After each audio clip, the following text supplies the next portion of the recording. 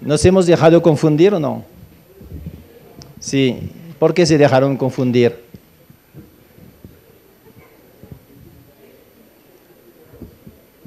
Porque me miraron.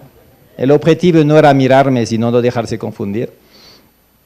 Y también por otra razón, que no nos sentimos lo suficiente seguros con el ritmo, que necesitamos más aprendizaje.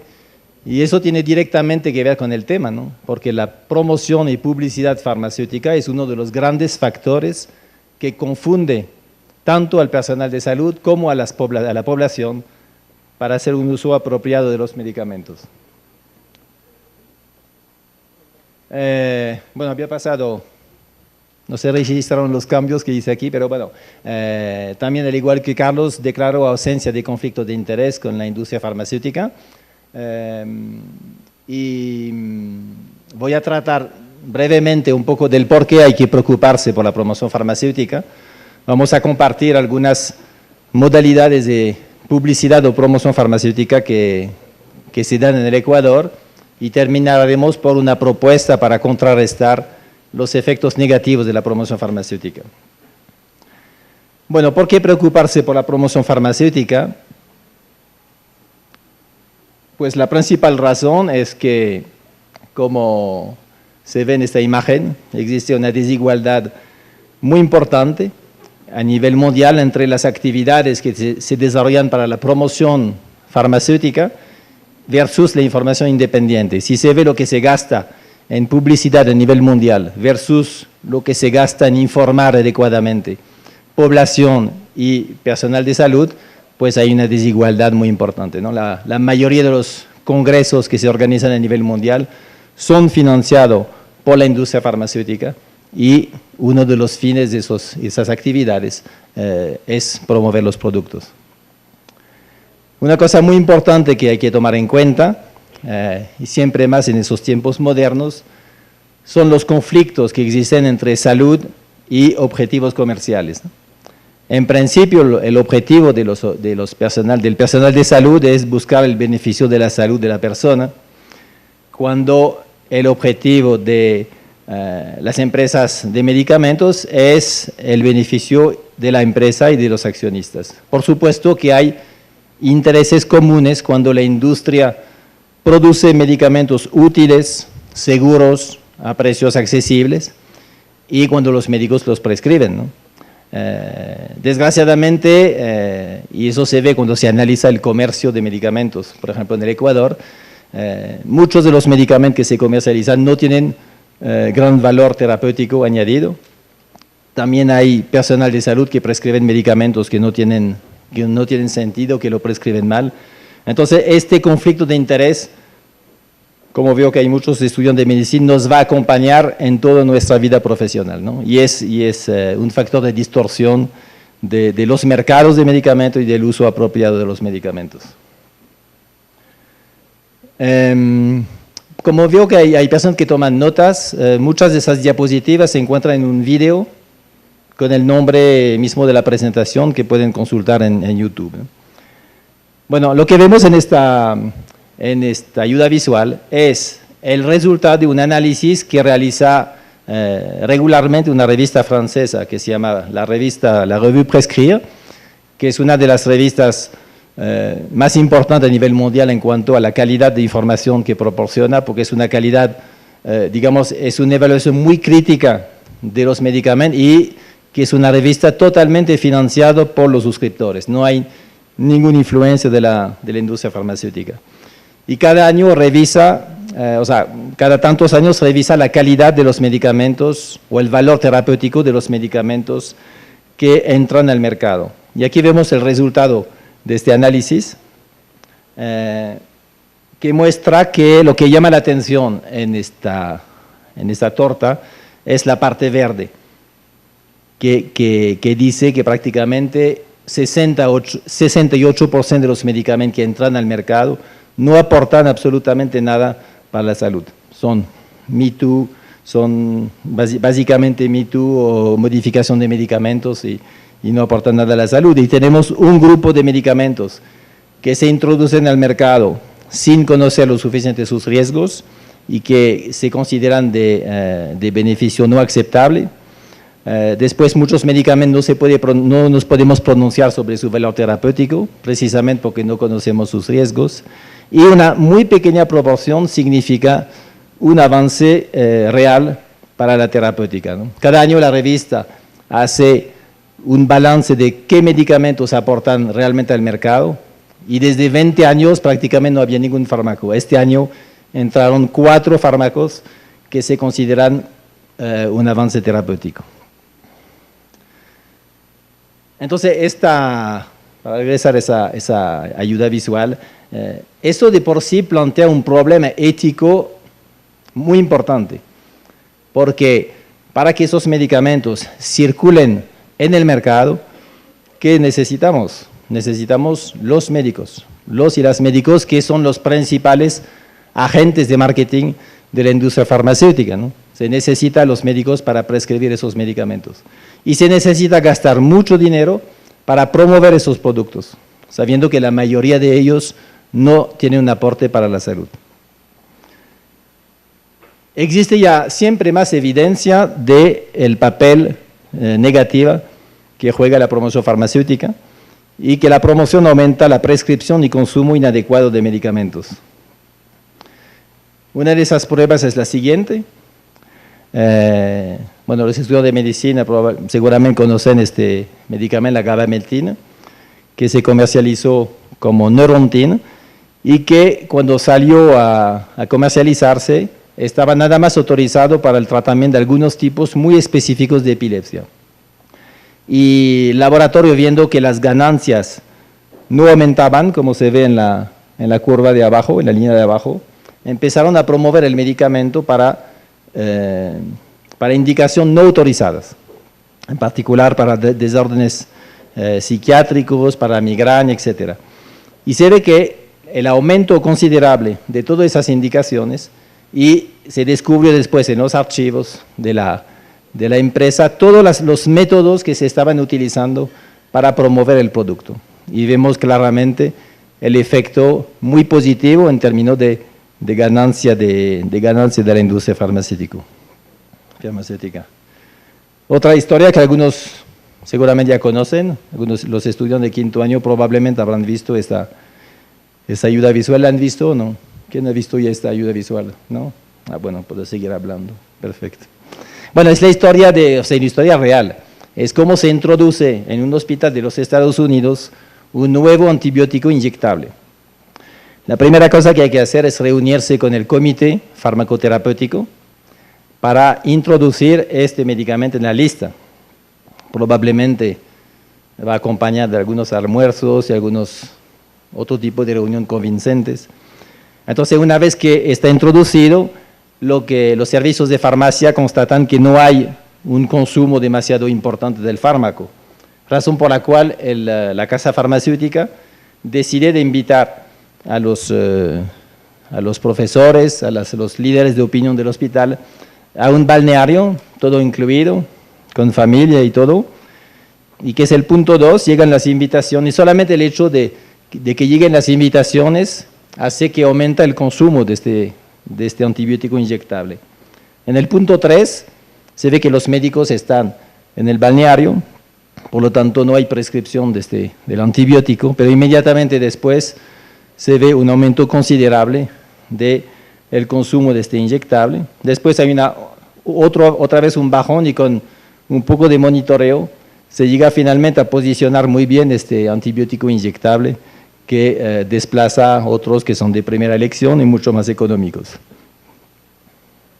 Uno de los aspectos interesantes de esa investigación es que los investigadores fueron a preguntar en el balneario a los médicos si pensaban que el hecho de asistir a este tipo de reunión con contenido científico y bastante social iba a influir sus prácticas, y la mayoría de ellos decían que no.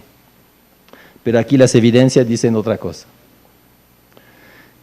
Otras de las evidencias que existen sobre el papel de la promoción farmacéutica y publicidad. Sí, una aclaración sobre promoción y publicidad, ¿no? La OMS define como promoción todas las actividades que se despliegan para, digamos, aumentar el consumo y el uso de un medicamento. En el Ecuador se considera promoción farmacéutica todas las actividades que van dirigidas a la publicidad, a la promoción de medicamentos bajo receta médica, ¿no? Mientras que se llama publicidad las actividades que van dirigidas a la población. Pero bueno, en esa presentación utilizó promoción como un término único. Aquí vemos el impacto que tiene la distribución de muestras médicas en dos grupos de médicos. En el grupo que está a la izquierda, es un grupo de médicos que reciben muestras, y en el grupo de la derecha son médicos que no reciben muestras. Y se valora qué tanto las muestras influencian la práctica de los médicos en cuanto al manejo de la hipertensión arterial. Y se ve que en el primer grupo, donde están las muestras disponibles, se prescriben mucho más medicamentos antihipertensivos de segunda línea, así de entrada. Mientras que en el segundo grupo se prescribe mucho menos de esos medicamentos. Por lo tanto, las muestras son medicamentos de segunda línea, más caros, y desplazan los medicamentos que son de primera línea. Bueno, ¿cuáles son las consecuencias para la salud pública de las actividades de promoción y publicidad de medicamentos? Son malos hábitos de prescripción, fracaso de tratamientos cuando los pacientes tienen que comprar medicamentos caros que después no pueden pagar, exposición a reacciones adversas, vamos a ver un ejemplo muy histórico después, la resistencia antimicrobiana cuando se promueve el uso de antibióticos para indicación que no las merecen, y también los costos, ¿no? El costo de la atención sanitaria, una pérdida de dinero para la población que adquiere medicamentos que no son necesariamente útiles, y un uso inadecuado del presupuesto en salud. Hay un problema que veo un poco grave actualmente en el Ministerio de Salud por haber abierto la posibilidad de los hospitales de comprar medicamentos fuera del cuadro básico, por lo tanto, medicamentos que no pasan por un proceso de evaluación muy riguroso, y algunos de esos medicamentos representan un costo realmente impresionante, ¿no? Vimos hace poco una compra de IES, de un medicamento X, que realmente es de tercera elección y que supone un presupuesto que realmente impresiona, ¿no? Y al final una desconfianza en los servicios de salud, porque la promoción de la publicidad hace ver medicamentos que ellos sí parecen ser los buenos medicamentos, muy coloridos, con bastante actividad promocional, y los medicamentos que utilizan el Ministerio de Salud pues no benefician de esta promoción. Un ejemplo que es muy conocido del impacto de la promoción farmacéutica a medicamentos cuyos riesgos no son bien conocidos cuando salen al comercio es el caso del Vioxx, Rofecoxib. Todavía existen en el Ecuador algunos productos de esta familia. Cuando salió el Rofecoxib se gastó más o menos 550 millones de dólares en promoción en 5 años. Se estima que más de 80 millones de consumidores tomaron este medicamento. Este medicamento fue retirado porque causaba problemas cardiovasculares. El laboratorio había escondido esos datos y tuvo que retirar el producto del mercado. Y se estima globalmente que solamente en los Estados Unidos entre 88.000 y 140.000 personas hicieron ataques cardíacos adicionales solamente por el medicamento.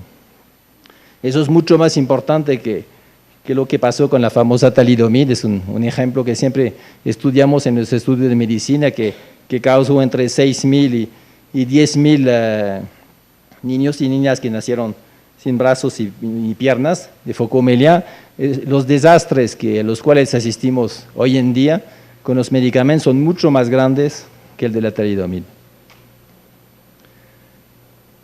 Otra cosa interesante respecto a la conciencia que tienen los médicos, sobre todo de qué tanto se dejan influenciar por la promoción farmacéutica. Un estudio que se hicieron en un grupo de médicos, se les preguntó a los médicos, ¿usted piensa que se dejan influenciar por los visitadores médicos. Y aquí pueden ver que la mayoría, 61%, dijeron que no.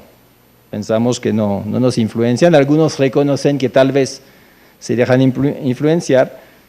Y 1% también reconoce que sí, se sienten muy influenciados.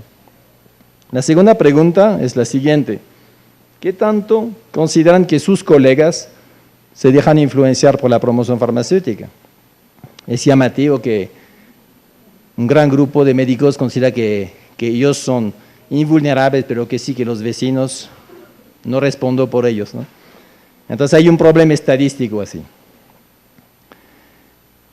Por lo tanto, una de las razones importantes de preocuparse por la promoción farmacéutica es que esta promoción influye en los hábitos de prescripción, dispensación y atención de salud mucho más de lo que perciben los profesionales de la salud.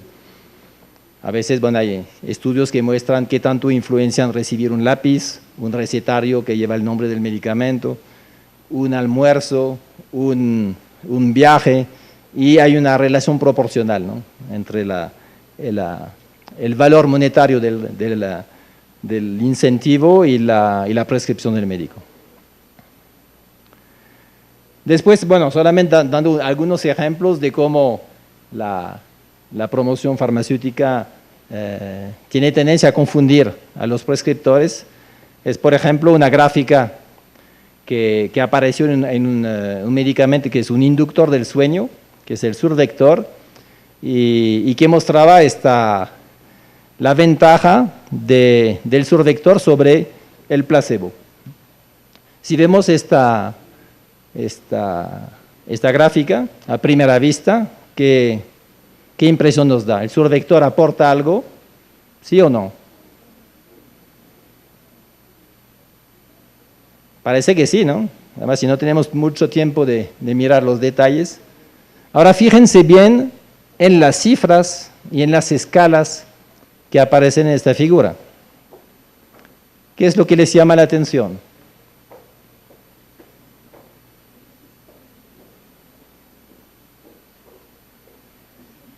¿Qué es eso? Hay dos cosas que llaman la atención, ¿no? La escala a la izquierda, ¿no? 100, 200, 300 y 300 a 400 cambiamos de escala, ¿no? Y otra cosa más llamativa todavía es que 368 está ubicado claramente debajo de 350. Eso no es un invento, ¿no? Tenemos la evidencia de esa gráfica. O sea que cuando vamos a poner esa gráfica en tamaño real, ahí sí que es mucho menos convincente. Y lo es aún menos si leemos bien la gráfica, que 11% más de tiempo de sueño significa 20 minutos de ganancia, pero después de haber tomado el medicamento 14 días, y por supuesto que no se mencionan aquí las reacciones adversas, ¿no? Entonces, claro que si se explica toda la información, ningún médico va a prescribir eso. Otro ejemplo para confundir un poco el uso de los datos estadísticos. Habitualmente los médicos tenemos poco entrenamiento en estadística, y entonces aquí nos presentan una flecha enorme, pero adentro está un 8%, que es un riesgo relativo, que significa en la práctica que casi no hay diferencia entre justamente esos dos medicamentos, que son la aspirina y el clopidogrel, ¿no? Entonces lo que impresiona es esa gran flecha roja, pero después si vamos a ver los detalles, los datos en detalles, vamos a ver que prácticamente no hay diferencia de eficacia entre esos dos productos. Existen otras múltiples modalidades de promoción farmacéutica. Una de las que va siempre aumentando es el uso de las pruebas diagnósticas, ¿no?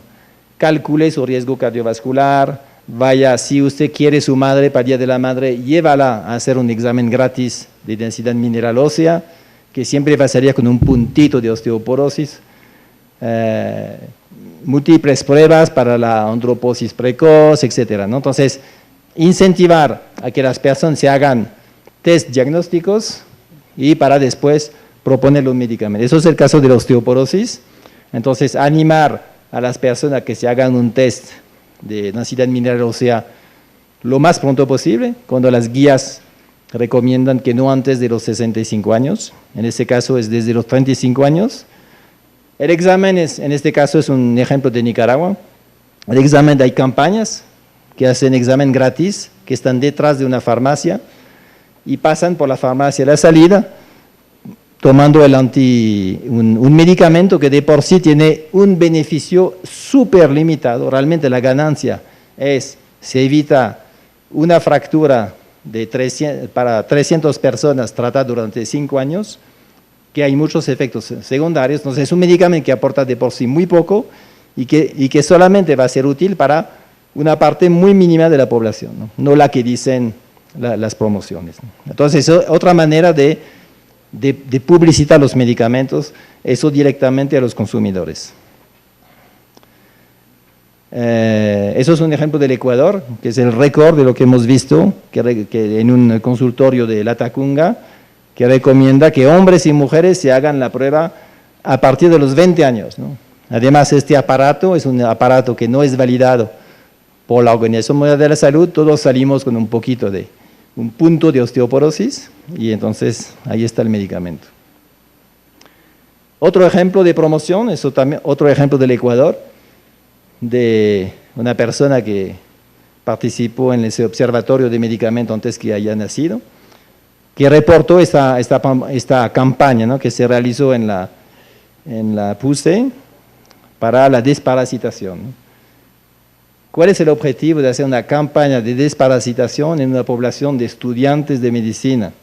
¿Será la población más afectada por los parásitos? Tal vez no, pero es una población prescriptora. Entonces, ahí está la intención. Después, el papel de los medios de comunicación. Eso es un programa en Nicaragua que se llama El Médico del Sexo, que es un eminente urólogo que habla de diferentes temas, y este tema era el uso de Viagra en la mujer. Se quedó durante toda una hora este lema abajo de la televisión y describía todos los estudios, siempre estaba adoptando todo el lenguaje de la medicina basada en evidencia, dice que no se permitiría de prescribir un medicamento que no esté soportado por evidencia científica sólida. Y precisamente habíamos hecho en Nicaragua una revisión de todos esos estudios y que no hay ninguna evidencia que la Viagra sea útil en la mujer. Entonces se denunció este programa en el marco de un observatorio de medicamentos que funciona en Nicaragua, y este programa fue cancelado. Pero seguramente han escuchado las publicidades por ejemplo, por la mañana en la radio, aquí en el Ecuador, hay un medicamento milagroso para los hemorroides, no se dan cuenta, ¿no? Que yo tenía hemorroides y yo fui operado y después regresaron los hemorroides, pero me dieron este medicamento fantástico, ¿no?, que lleva el nombre de un presidente de los Estados Unidos, y santo remedio, ¿no? Y si no le funciona, regresen a la farmacia y les vamos a reembolsar. Me encantaría que 20 personas aquí, en el marco del laboratorio, compren el medicamento, que se lo tomen o no se lo tomen, y vayan a la farmacia y decir, oye, no me funciona.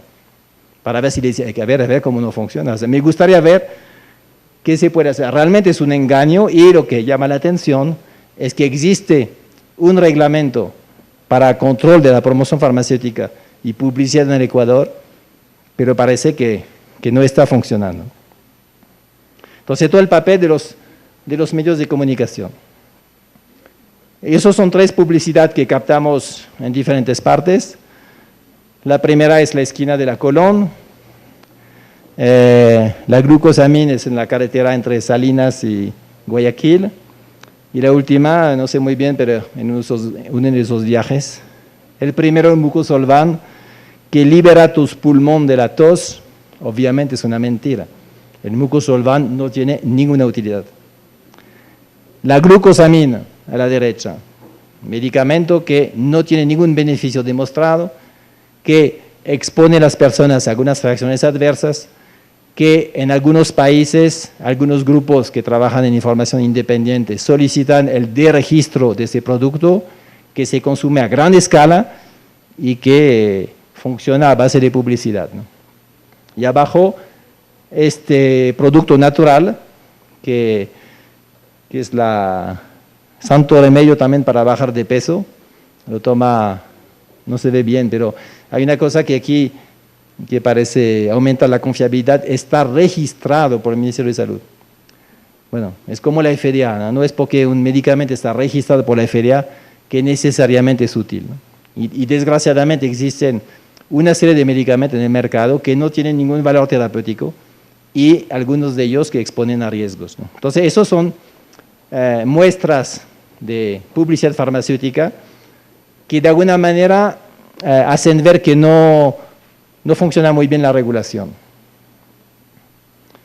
Ahora bien, en síntesis respecto a la calidad de la información, tenemos que estar todos claros y claras que la información que se difunde a través de la promoción y publicidad farmacéutica tiene tendencia a exagerar los beneficios del fármaco, minimiza siempre los riesgos cuando los comenta, oculta datos sobre costos o simplemente no nos habla de los costos y sobre todo no es comparativa. Por lo tanto, no nos sirve para tomar decisión sobre el uso apropiado de medicamentos. Si queremos hacer uso apropiado de medicamentos, tenemos que saber, 1, si es necesario un medicamento. 2, ¿cuál medicamento? ¿Cuál es el efecto de este medicamento? Si este medicamento no tiene efecto, ¿qué tengo que hacer? ¿Cuándo tengo que ir a ver el médico? Y la promoción farmacéutica no da absolutamente nada de esto. El objetivo es el reflejo de Pavlov. Si les digo dolor de cabeza, que digan un nombre comercial. Si les digo artrosis, glucosamina. Pero eso no es educación, eso es marketing. Por lo tanto, ¿cómo contrarrestar los efectos negativos de la publicidad y promoción de medicamentos? Una de las grandes medidas es la regulación. Existe en el Ecuador desde marzo de 2011 un reglamento para la publicidad y promoción de medicamentos, pero hay algún problema para la aplicación, si no, no miraríamos todas esas promociones ni en la radio, ni en la televisión, ni en esos grandes, vallas publicitarias. Hubo un proyecto hace algunos años, 2 años, de prohibir la promoción farmacéutica, de prohibir la publicidad farmacéutica, ¿no? Pero parece que no ha salido. Un ejemplo también, entonces, con esta regulación es muy importante que ahora exista un observatorio de medicamentos, porque en principio permitiría canalizar, las denuncias que pueden venir de la sociedad civil o de los estudiantes, de cualquier persona, y poder un poco monitorear, el impacto de esas denuncias. Por ejemplo, eso es un pequeño observatorio que ha funcionado en Nicaragua, donde en la columna de la izquierda se pone la fecha de la denuncia. En la segunda columna tenemos cuál es la irregularidad denunciada. En la tercera columna está la reacción del ministerio respecto a esta denuncia. Sacamos la publicidad o les pedimos de cambiar el prospecto o cualquier cosa. Y después hay grupos que monitorean. A pesar de la medida del ministerio, sigue la publicidad para los hemorroides, ¿no? Entonces, yo creo que a través de ese observatorio sería muy interesante que se implemente este tipo de dinámica para monitorear la aplicación de las normativas nacionales. Y independientemente de las medidas regulatorias, el país con las mejores medidas regulatorias del mundo requiere implementar programas educativos. Entonces, hay los programas educativos dirigidos a los profesionales de la salud. Me imagino que todos los estudiantes de medicina aquí deben conocer la famosa guía de la buena prescripción, ¿verdad? ¿Sí? Levante la mano los que conocen la guía. Bueno, la mayoría. ¿Los que la aplican? Todavía no han llegado. Okay. Y también está esta guía que elaboró la OMS sobre digamos, para profundizar el tema de la promoción farmacéutica, ¿no? Digamos que lo que les enseño aquí es un resumen muy corto de lo que está en este manual que pueden bajar de internet, y ahí encuentran muchas de las evidencias que nos hacen dar cuenta que la promoción farmacéutica no es una actividad de información, pero que es parte de nuestra vida, y por lo tanto tenemos que tener estrategias para responder a ella y decidir, haber terminado la carrera, si vamos a trabajar en función de los pacientes o en función de otros intereses. Eso es muy importante. La ética médica tiene mucho que ver con la promoción farmacéutica.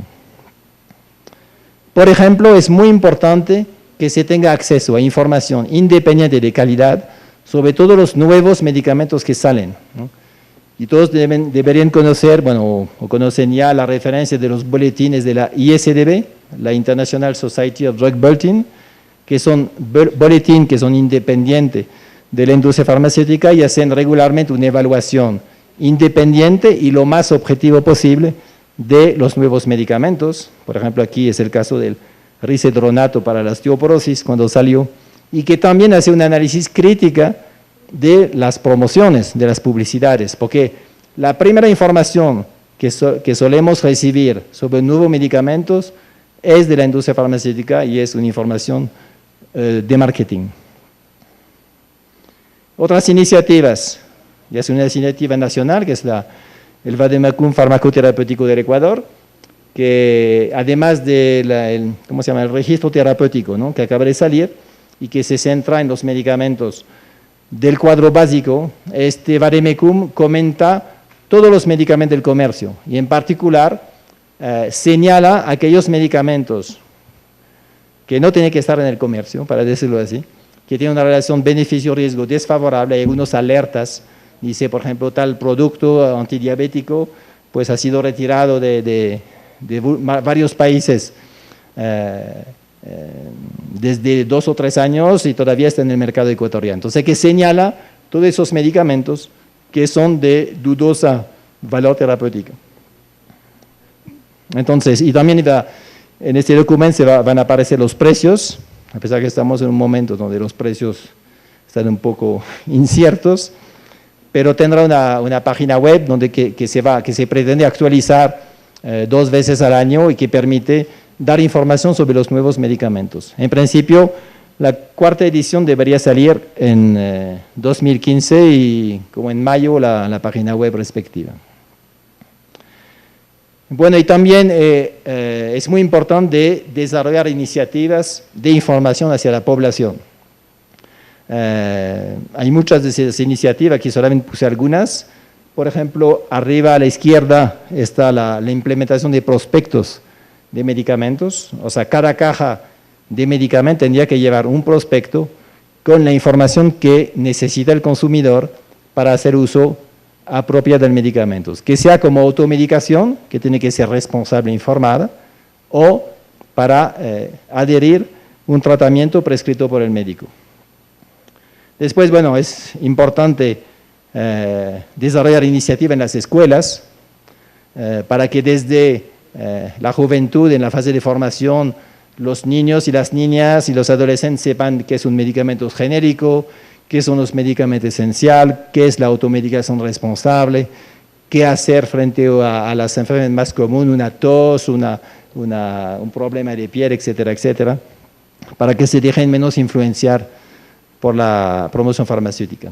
Y campañas educativas utilizando varios medios como afiches, folletos, programa de radio. Creo que eso es una asignatura que está todavía un poco pendiente en el Ecuador. Y para terminar, no tanto con las gracias, o sea, sí con las gracias por haber aguantado hasta esta hora, pero sobre todo con una invitación a que todos asumamos nuestra responsabilidad respecto a este tema. Y todos tenemos algo que hacer en esa sala respecto a este tema, ¿no? Entonces, ahora sí, muchas gracias.